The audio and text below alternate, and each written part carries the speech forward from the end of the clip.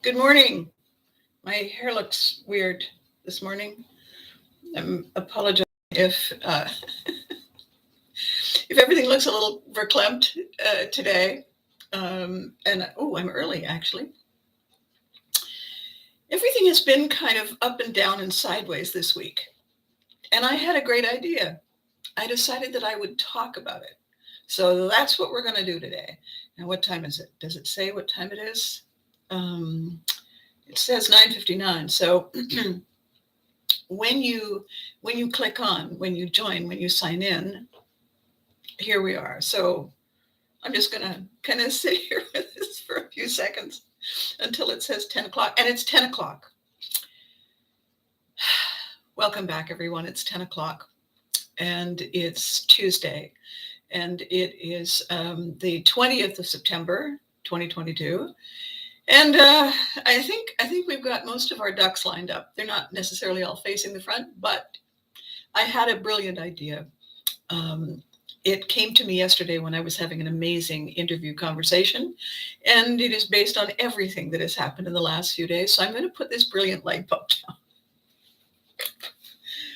and I'm going to put it there, and take off my famous glove and put it over there, and say, "How are you? Is everybody okay?"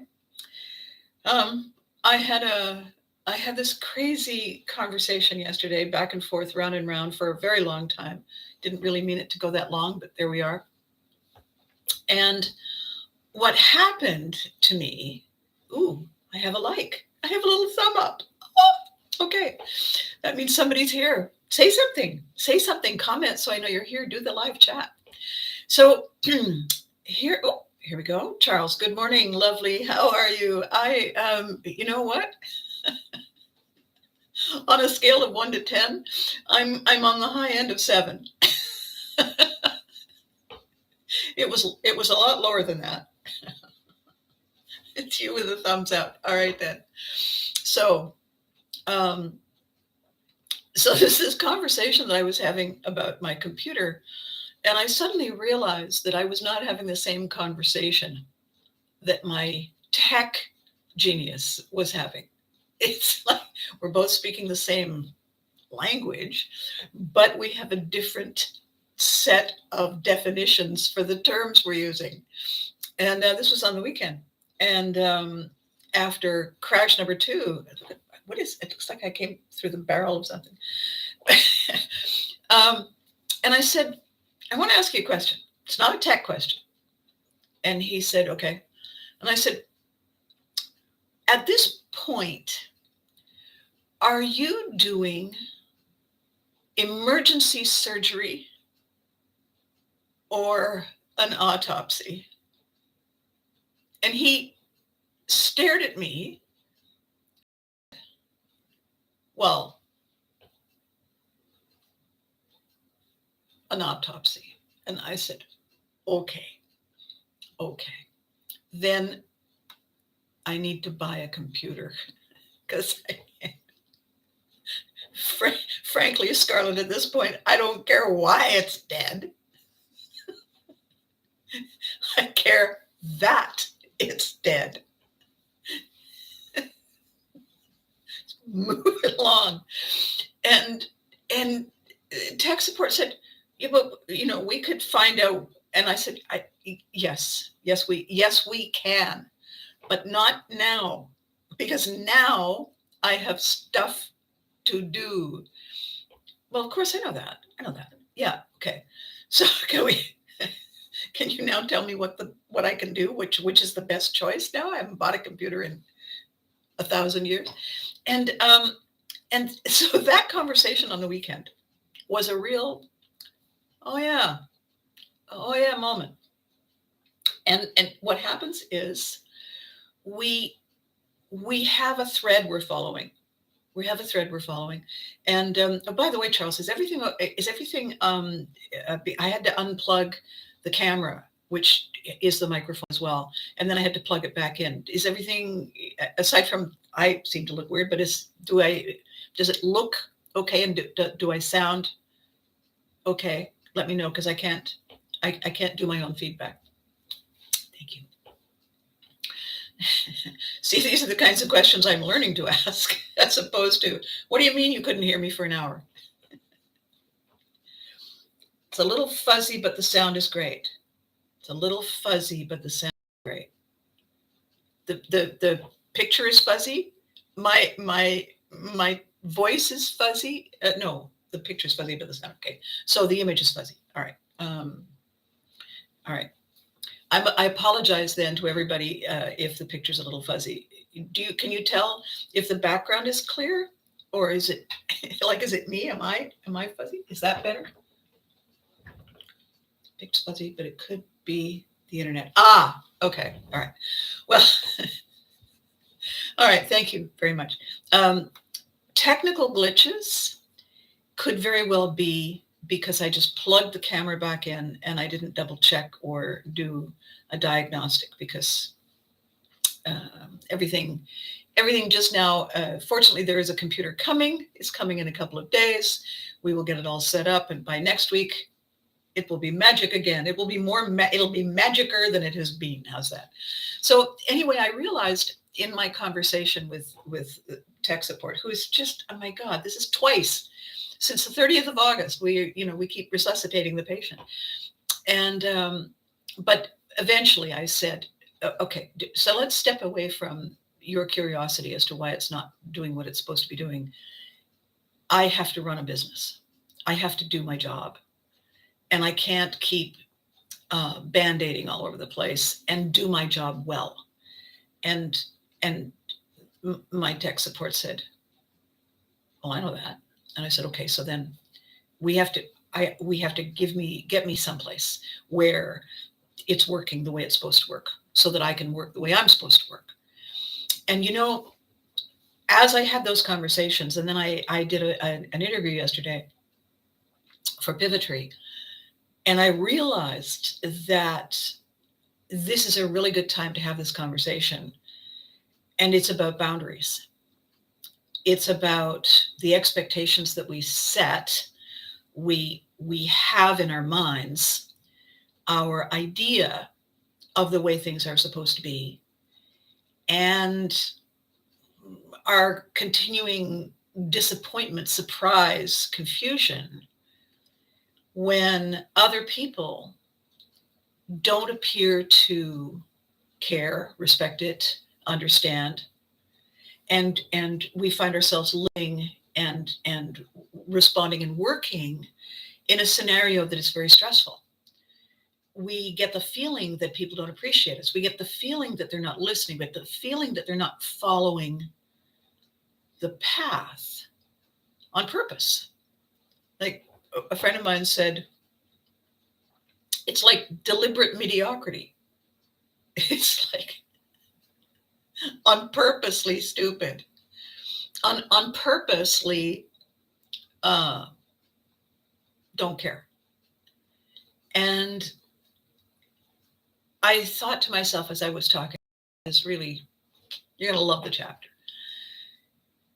that I needed to ask and get answers, and we needed to discuss if he had ever told people what his boundaries and expectations were. And it turned out that he hadn't.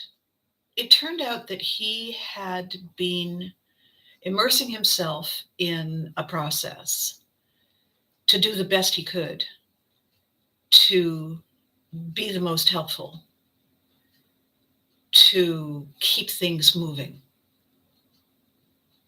And when he was frustrated because people didn't seem to appreciate that he was putting in too many hours, and it was stressing him out and it was exhausting him, they didn't seem to care. They didn't seem to realize. They kept asking more and more and more, and he kept doing his best to give and give and give.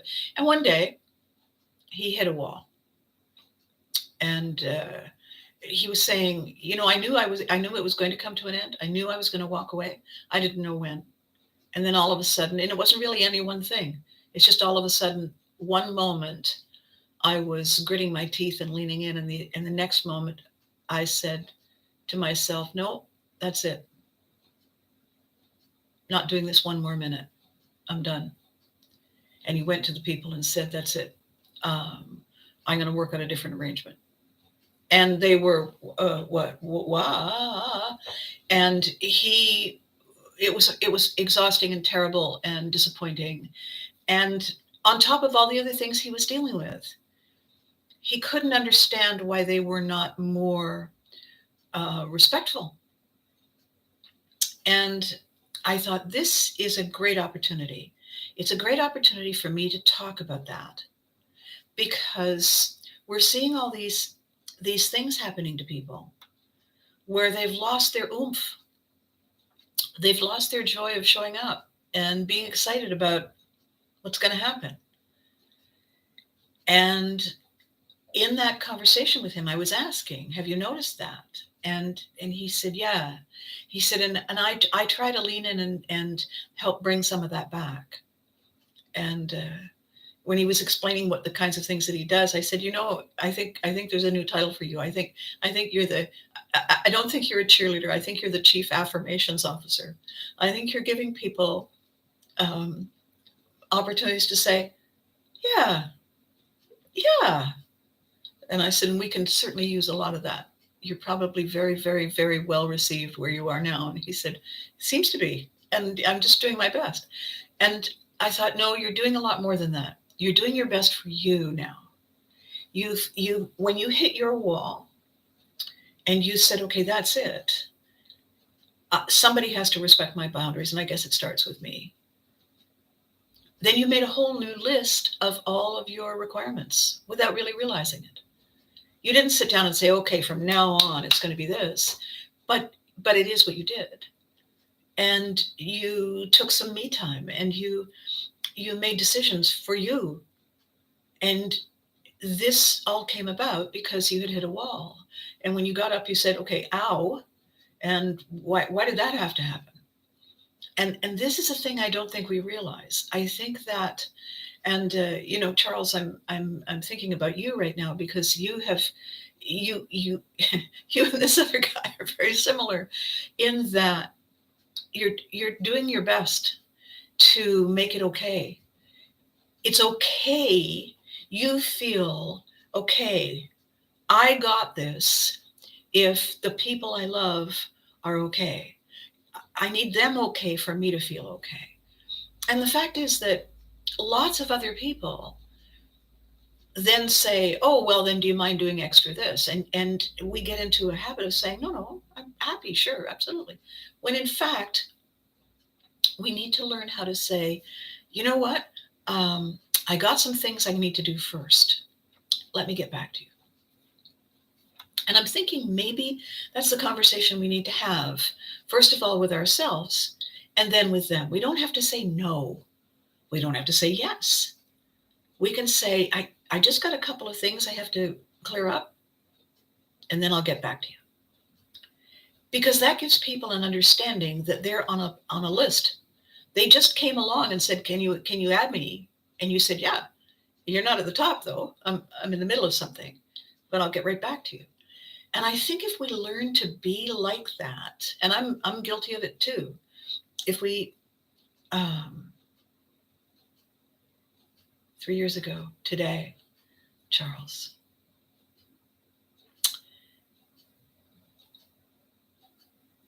it's an anniversary and very special. Big hugs. Even when we did okay and you took care of him and we take care of ours, it's still a moment. It's still a benchmark. We come to it, and here it is. I did my best, and they're gone. I always find that they're gone, and then they're not gone. All of a sudden, we hear them say something. All of a sudden, we find ourselves saying the thing they used to say that drove us crazy. And we think, oh my God, I'm my dad. Oh my goodness, I'm my mother. Oh my God, I'm my aunt so-and-so. And I used to hate that. Now it's me.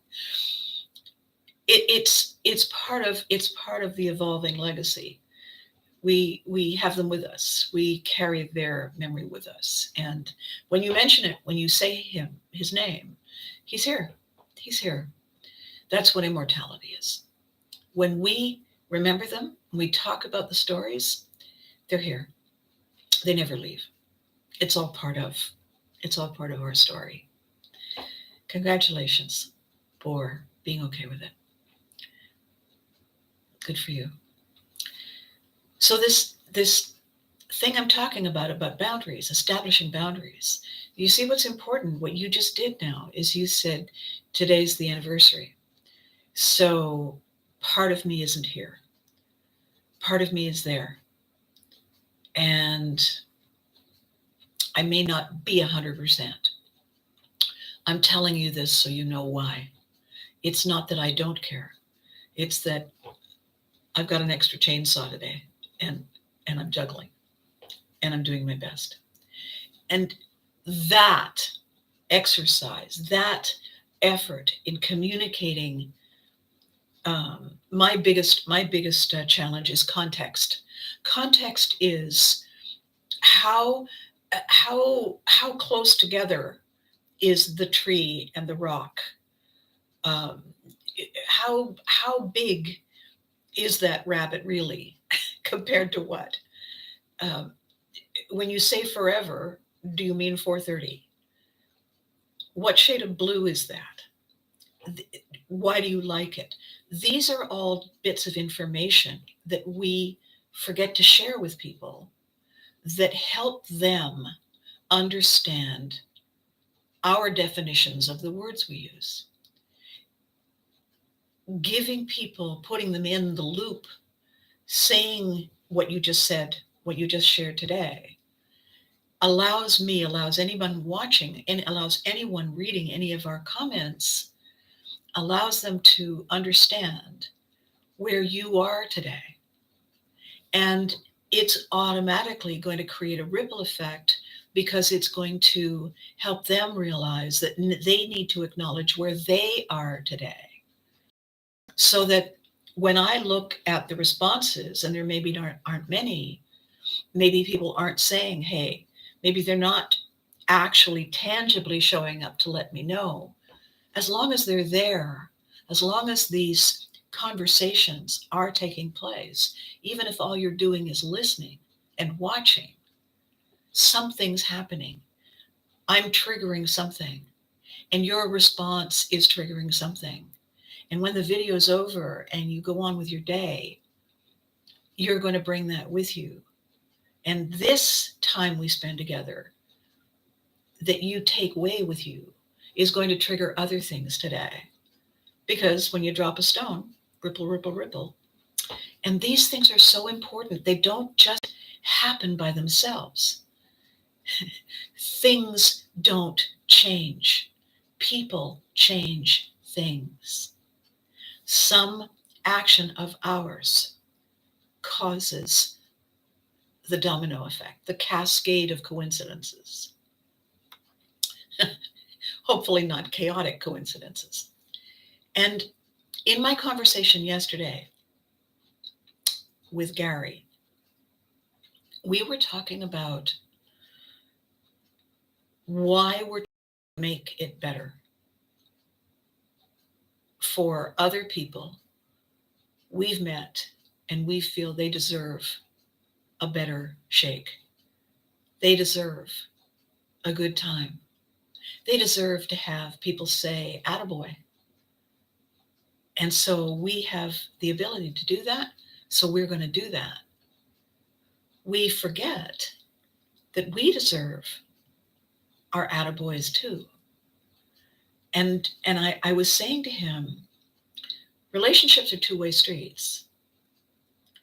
And it's easy to forget if you find yourself in a situation with people who are selfish, that the relationship you're having with them isn't that they take and you give. That's not a relationship. A relationship is give and take on both sides, on every side, from everyone.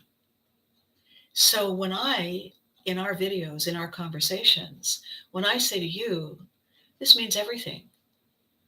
Even if you're not actively speaking to me in this moment, the fact that you're here, the fact that I can tell that you're here, is enabling me to share the conversation in a way that I couldn't if I was just by myself with no camera on and nobody watching, because that's talking to yourself out loud.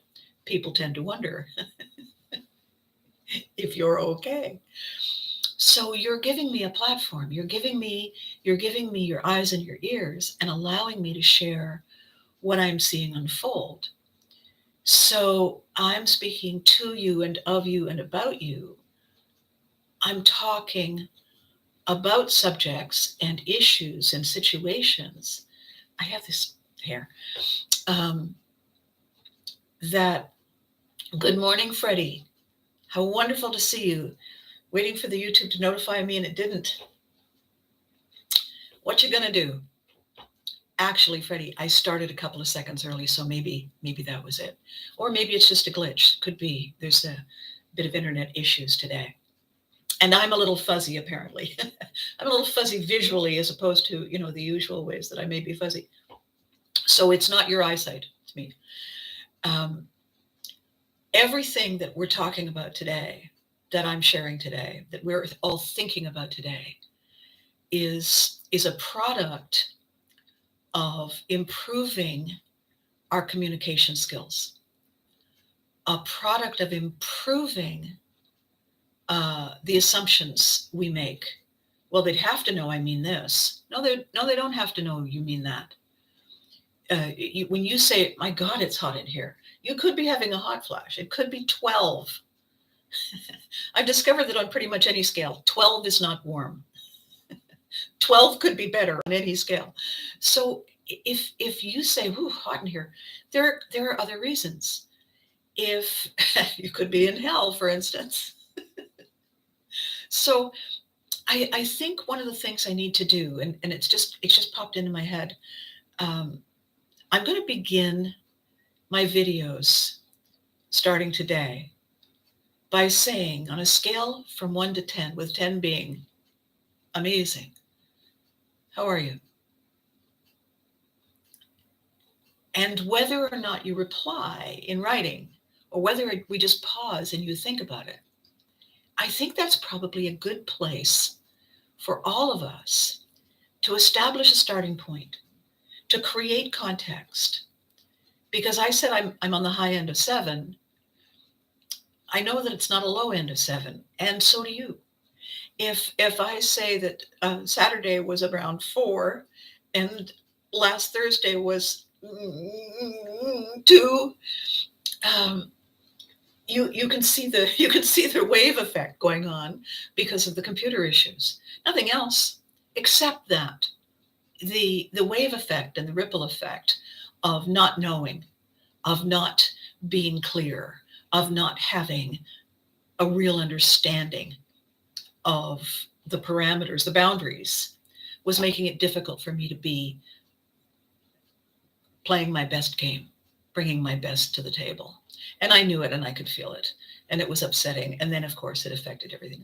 Begin with that. I'm going to begin starting today each of our videos by saying, well, we're back. Welcome. Thank you for joining me. So on a scale of 1 to 10, how are you?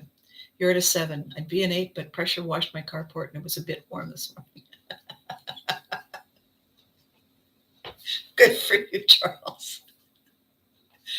So this allows us to know where we all are. And when you understand that it's, below a 5, then somebody's challenged. And we all need to send virtual hugs and let them know that we have had our own -5s. We've all been there, and we can't know how yours feels, but we can sympathize. And sometimes really it's good to know that we're not alone. So this boundaries thing, what I wanted to say was this. I have always assumed, because I have not taken the time to really think, I have always assumed that if people show up, it's because they want to be here. it hasn't ever occurred to me that people might be showing up because it's raining outside and this is the only place they could find that was dry. It's never occurred to me. And when the first time somebody said this astonishing thing to me, and it has been said but more than once, they said, you know, you act as though you think everyone cares. And I was completely stalled in my tracks. And I said, what? And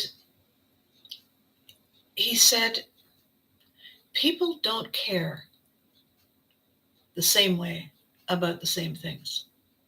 I said, well, I know that. And he said, yeah, but you come into all your stuff with a decision to care. You don't begin if you don't care. Everyone isn't like that. And I was blown away. I said, why would they bother if they don't care? And he said, something to do. And I thought, wow, that's a whole place I didn't even know existed. That people would do things they didn't care about because it was something to do. I have never had nothing to do since I was about 8 years old and told my dad I was bored.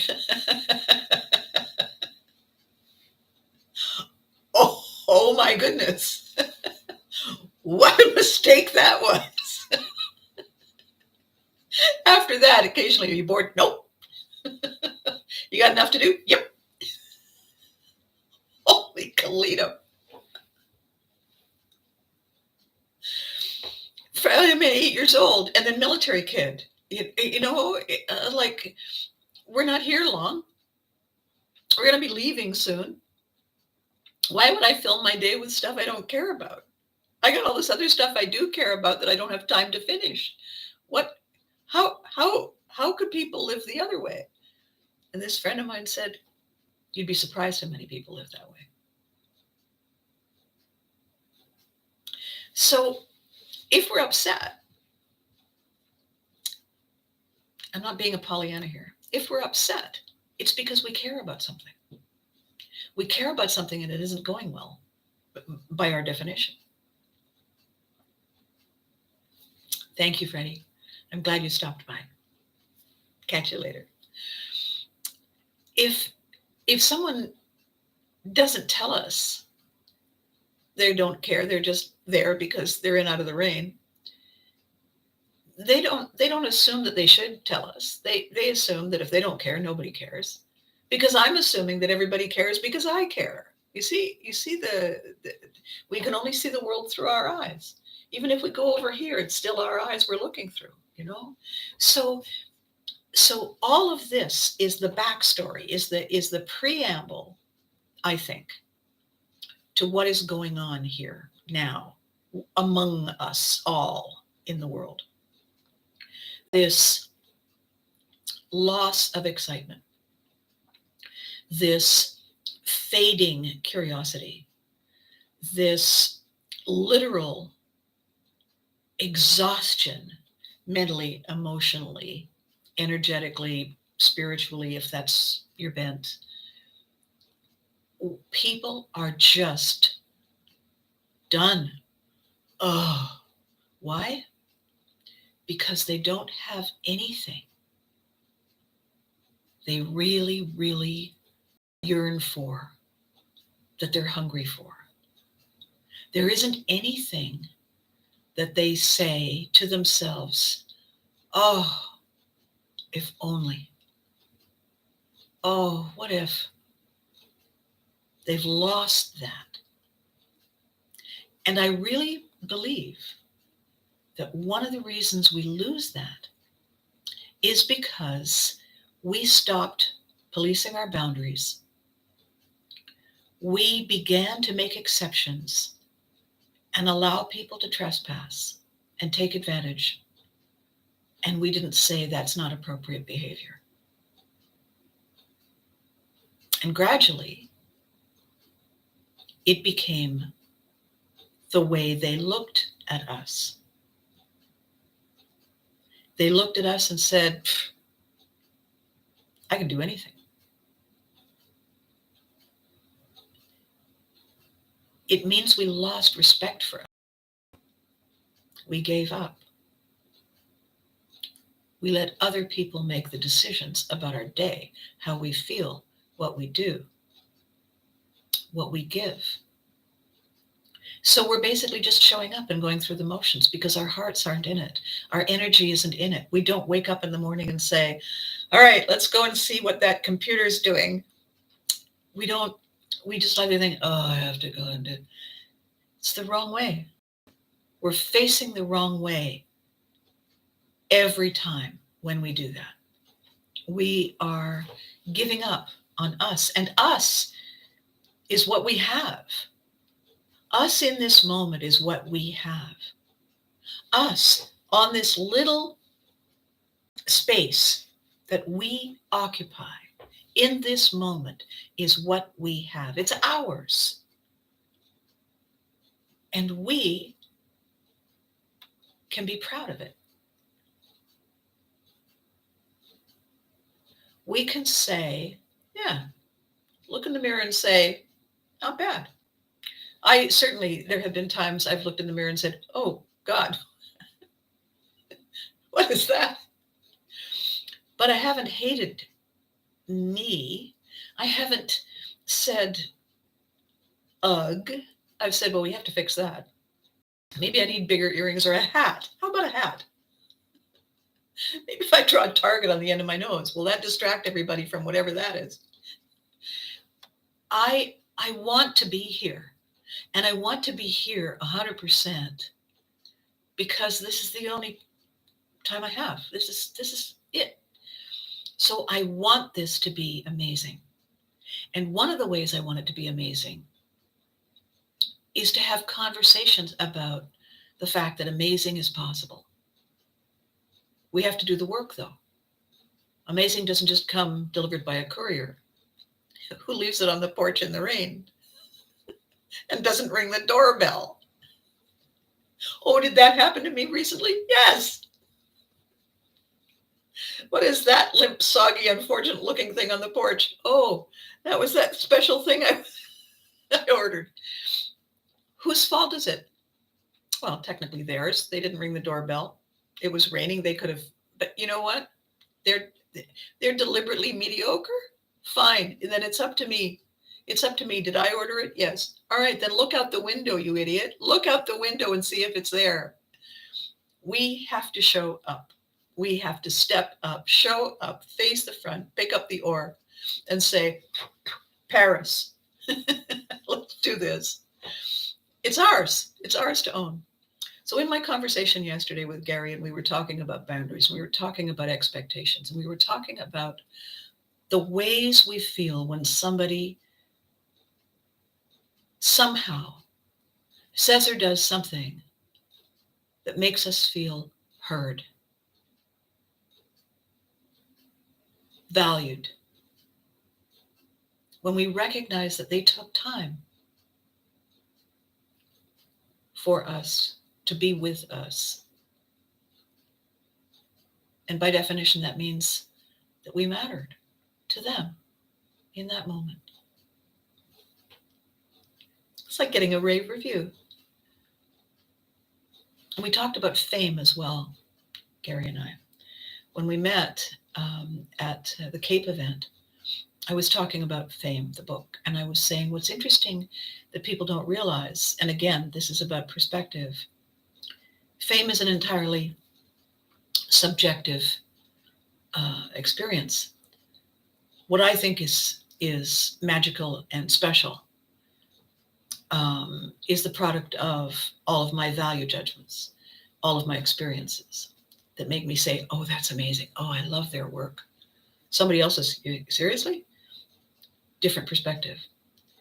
And when I wrote Fame, this Fame that is on Amazon, by the way, not that I'm pitching, and I interviewed my kids and my colleagues in business, and I asked them their definition of fame.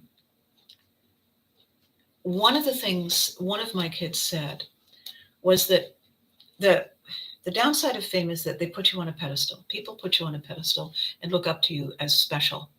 And when that happens, you're no longer among them. You're no longer together. You're no longer in this together with them, because they have placed you over there as something not as completely everyday and real as they are. And they see you differently. They don't see the other things that you bring, the other things that are challenging you. They only see the one thing. And so from a distance, you look perfect or tall or whatever. So it shifts the reality, because they want something to be special on their terms for their reasons. And so they tell themselves that's who you are. Fame is something for everyone. And the reason people do that is the title of my first novel, Vicarious. People live vicariously through famous people. They come and they want a picture to be able to say, I stood next to Fame, and Fame smiled at me and said my name. And now I feel famous too. Not in the same way, but Fame acknowledged me. And so I feel special. And that's how people live vicariously. What I did at my last event, and Gary and I were talking about that, the difference between the booth that I had at Kate, the booth that I had in August at Fanaticon, was that I had completely turned the tables. And I literally did turn the table. Normally at a booth at a trade show, that there's the public, there's the person selling, and then there's this table, and it's like a wall between you, and you can see all the products on it. I had turned my table so it was this way. So when you came, I wasn't behind it. I was on one side or the other of it, so we could stand together and talk, and we could walk around, and I could show you things. And then on either side of the table, there was a banner, one banner for You Can't Do That on Television, and the other banner for the Care Bears. And I asked everyone who came to the booth, normally I ask people, wear a feather boa with me, darling, be a diva with me, and we'll get our picture taken together. This time we did all that, and I said, now here's a pen. I need your autograph. Which banner do you want to sign first? And they say, you want my autograph? You want my autograph? And I said, well, of course. You're famous, aren't you? Famous people give autographs. And they were all having their moment. Well, yeah. So they're signing. And, can I sign Care Bears? Of course. And we would walk around and do the other thing. My photographers are taking all the pictures. It's like the red carpet moment. And what I had done, you see, was I had removed the partition that was causing them to experience fame vicariously through me. I was removing the fact that they could feel a sense of fame by close proximity. I took all that away. And by putting the pen in their hand, by saying, you own the pen, sign. They were famous in that moment in their own right. And I said, I'll be posting the pictures. It's going to take me a while because there's a lot of pictures. And they said, oh, God, I can't wait. I can't believe. And they were going away and telling people that they'd been famous. And they were, yeah, it's over there. And no, you can see my autograph. I signed. People are coming over. It says he signed. You want an autograph? Yeah, it's right there. Oh, really? Yeah. Do you want to? Can I sign? Can I do my autograph? Absolutely. That's the whole point, isn't it? We're all famous together. Yeah, I guess so. And I completely shifted their mindsets. So they came in all excited because they were going to come to an event where they got to be spectators and they got to go and see all their favorite toys and collectibles, and they got to see some celebrities that they really enjoyed, or they were cosplayers and they got all dressed up and they were excited because they had an opportunity to compete in a contest, become famous. And when they got to my booth, I said, we cut to the chase here. Take one more step. Shazam, you're famous. Just one step. Take one step in there. Gotcha. Feather boa, photograph, print for the camera, sign your name, fame. And I completely turned the tables. Why did I do that? Because their energy coming to my booth was not the same as their energy when they left my booth. It was a transformation. It was magic. They stepped through the keyhole to the other side. They did it. I provided the keyhole. I set the rules. And they said, oh boy. And that is a pivot. That is a complete about face. It's an abrupt shift in how every single one of those people thought about themselves. And it happened in an instant, in a blink of an eye. It didn't take years to come to the realization that zap. There is no time delay in achieving. The minute you think it, it is. I proved it all day with all kinds of people who had no prior warning. Some of them laughed, thought it was a joke, suddenly realized it wasn't a joke. They're walking away, and I said, and then they would leave, and I say, oh, whatever their name was, Bob, turn around. Thanks for the autograph. Hey, no problem, Abby, anytime. And they walked away. A whole different thing going on. Can you imagine what I'm going to do next year?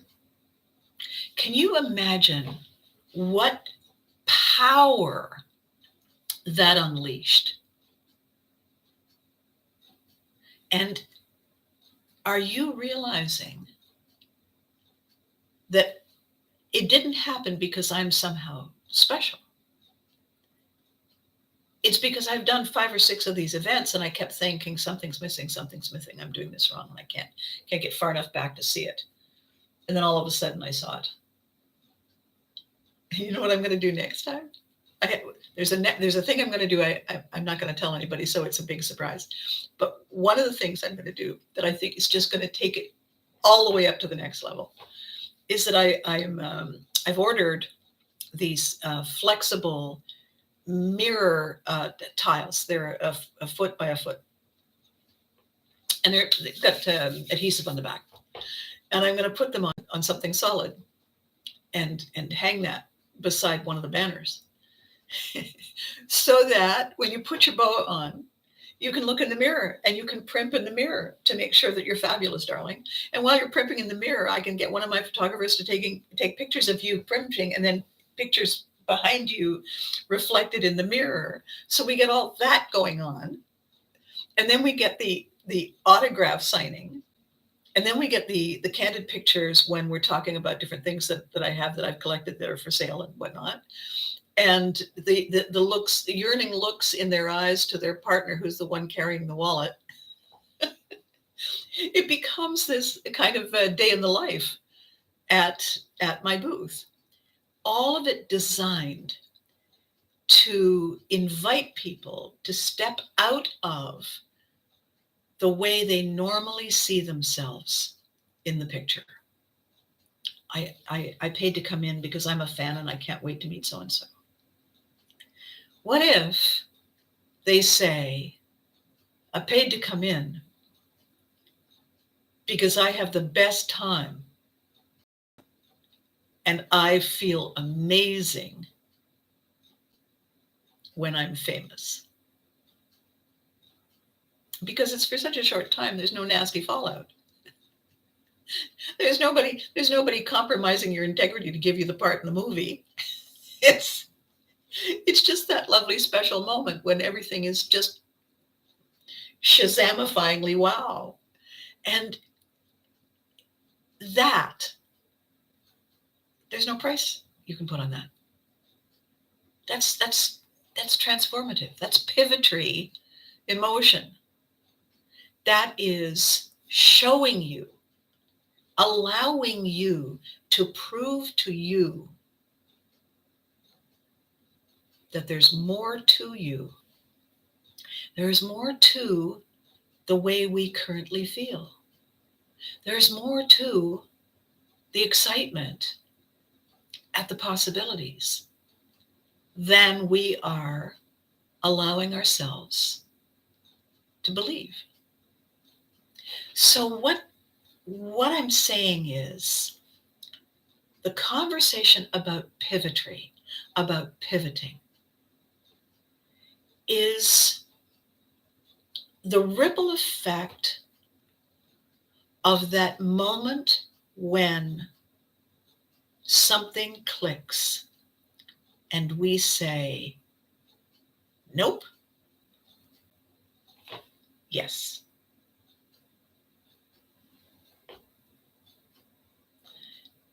Charles, you're going to be doing a lot of pivoting in the near future.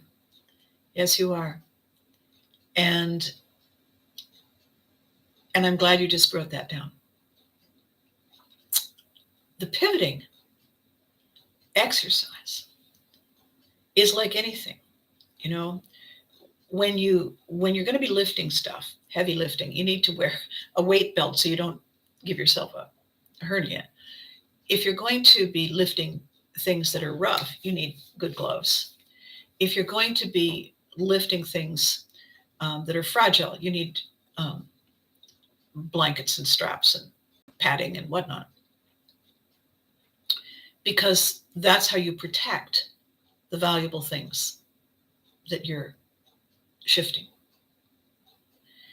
And the most valuable thing that can be protected is us. So as you are getting ready for lots of pivoting in the near future, it's really important to remember to pause and take the slow, deep breaths and take short breaks and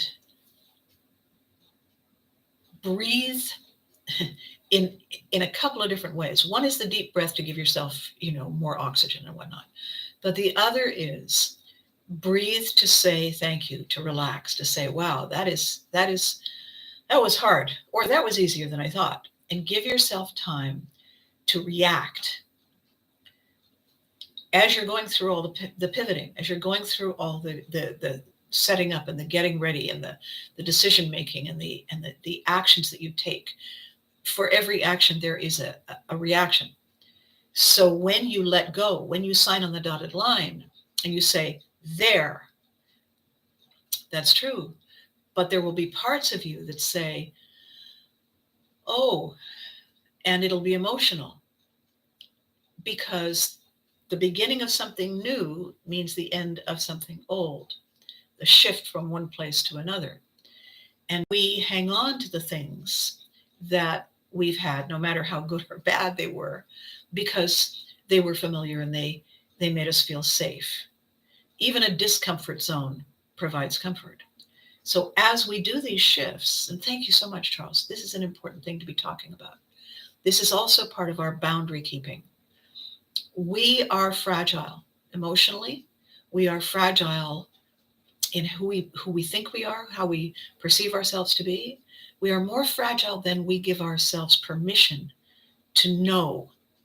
So in the midst of all the pivoting you're going to be doing, it'll be easy to be angry. Anger is a shade of fear. And it will be easy to be tired. It'll be easy to get sick. It will be easy to not be at your best. In the middle of all the nonsense with this computer, and I don't mean nonsense about my tech. My tech is amazing.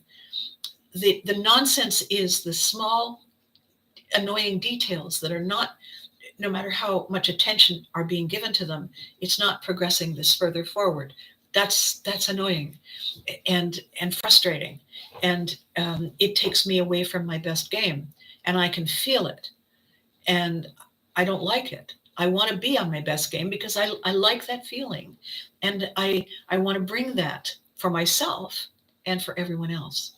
So I'm giving you a heads up, like the coach before you start your marathon, that we all need to be able to pause for breath and give ourselves permission and not beat ourselves up saying, I got so much to do. I got too much to do. I don't have time. Yes, you do.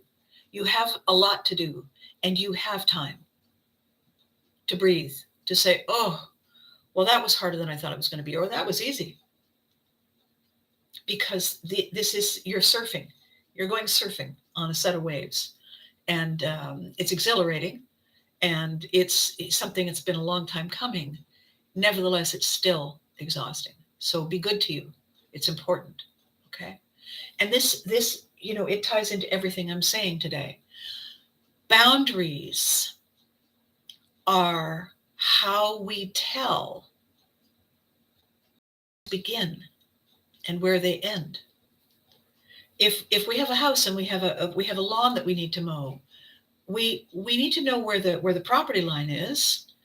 Otherwise, we're mowing the neighbor's lawn, or we're not mowing all of ours. We need to understand where the lines are on the highway. Otherwise, we can find ourselves driving into oncoming traffic, causing everyone the utmost damned astonishment. We need to understand boundaries. We need to honor ours because we matter. No matter what story we may have been told, no matter what story we are being told, the truth is that we matter. And there are so many people we don't even know whose lives we are having a ripple effect on, and we don't even know. We owe it to them to take care of us so that we can bring our best self and not just phone it in and not just say, oh, well. The words we never need to say to ourselves anymore are, it's not that bad. It's good enough. It's not true. We have boundaries. They matter. We're amazing. Other people feel amazing when they get to stand next to somebody they respect. Other people feel proud when they get to be part of something amazing that they're excited about. No one feels proud, grateful, valued if they're doing something sloppy, mediocre, ho-hum. We want to stop doing that as soon as possible. And when the job, when the situation, when the circumstance is starting to feel that way, it's up to us to say, okay, is there something I can do to fix it? Is there something they can do to fix it? Are we performing emergency surgery, or is this an autopsy? We need to be clear. And once we're clear and we know the answers, we can take the next best steps. Makes sense, right? Our boundaries matter. People need to know the rules. Other people don't enforce our rules. We do. We are worth it. because they are worth it. The job is worth it because the action is worth it. When someone says, well, I don't know, I don't care. Okay, that's a sign. That's a sign. If they don't care, they're a dead horse. If they truly don't care, get them out of the boat. They're taking up space, and fairly soon they're going to start to smell bad. And we deserve fresh air. We deserve enough room to be able to get to Paris in time for Fashion Week. We have to police our boundaries. We have to set standards. We have to set rules. We have to make it clear. And I'm preaching this to me because I make this mistake all the time. I have somebody who says, you need to establish the rules again. What? Oh, okay. All right, here we go. It's a reset. That's not acceptable. Oh, was I doing that again? Sorry. Thank you.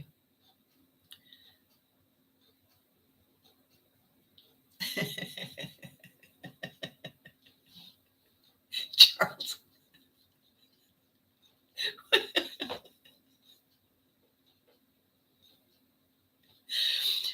Everything about these conversations, about these videos, is an opportunity to connect.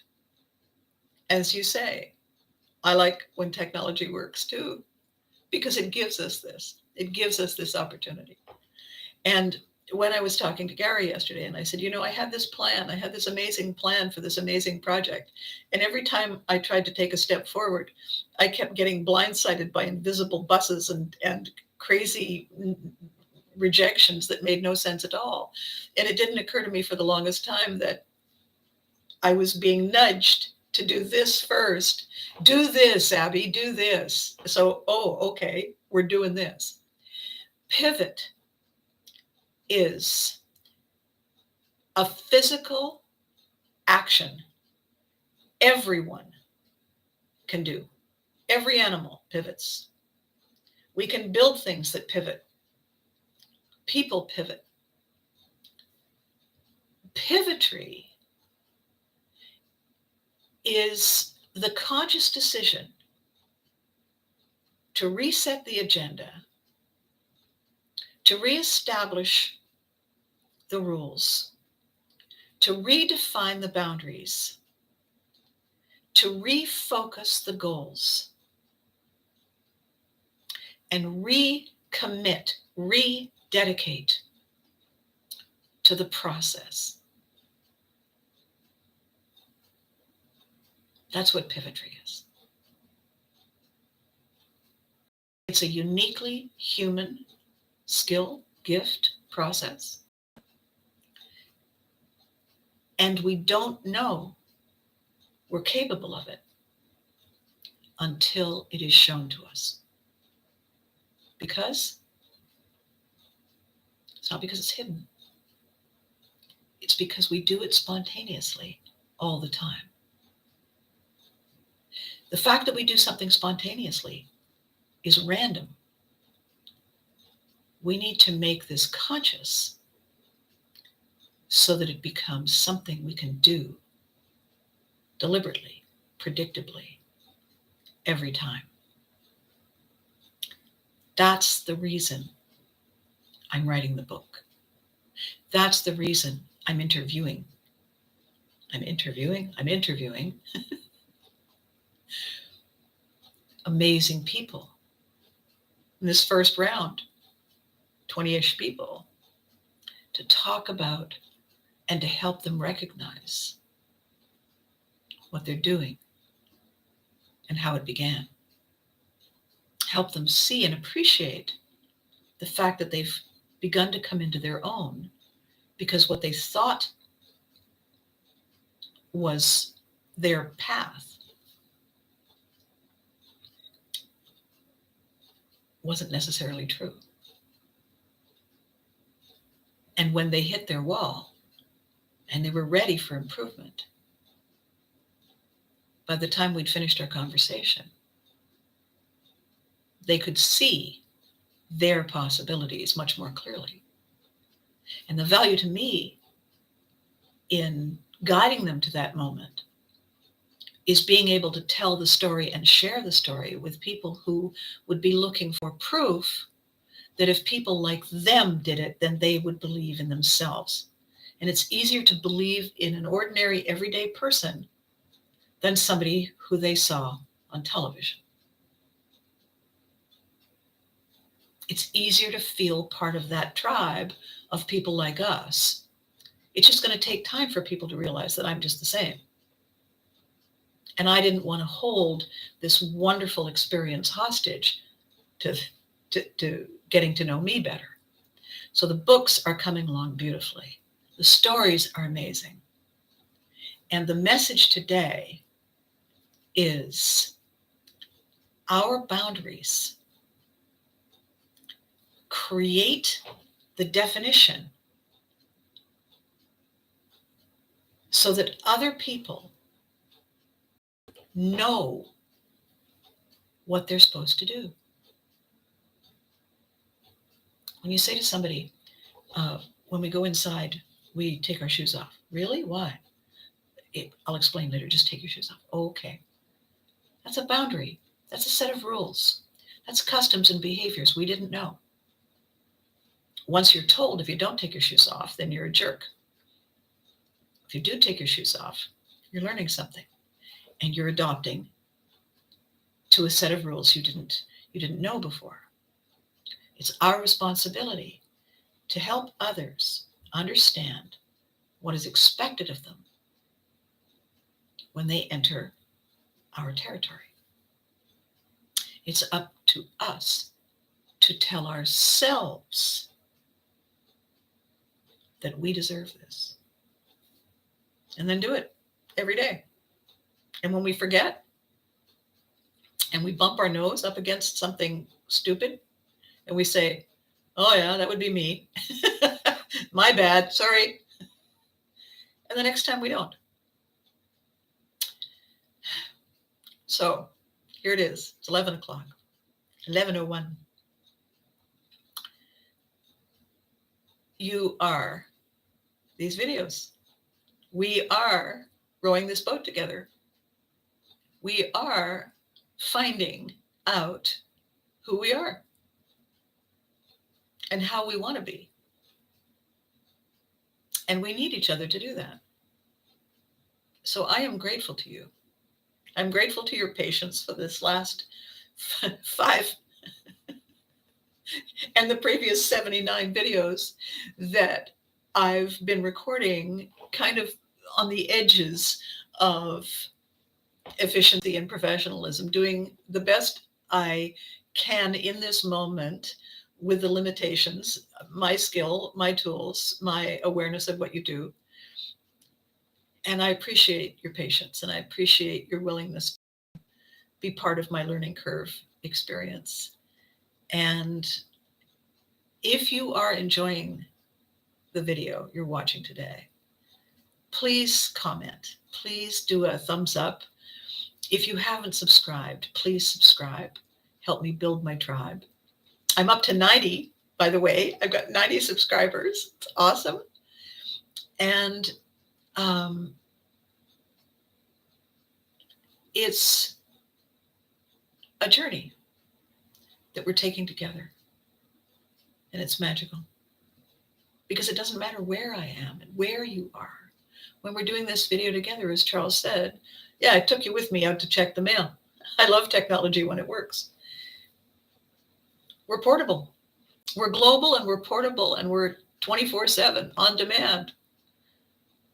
It's incredible. And I appreciate you deeply. So thank you for watching. Tell your friends. Tell total strangers. That should be an interesting conversation. Be good to you. I'm going to see you in 2 days. Yes, Freddie. I'll see you Thursday. I'll see all of you Thursday at 10 o'clock right here. Don't forget to hug your loved ones. They're amazing. Bye.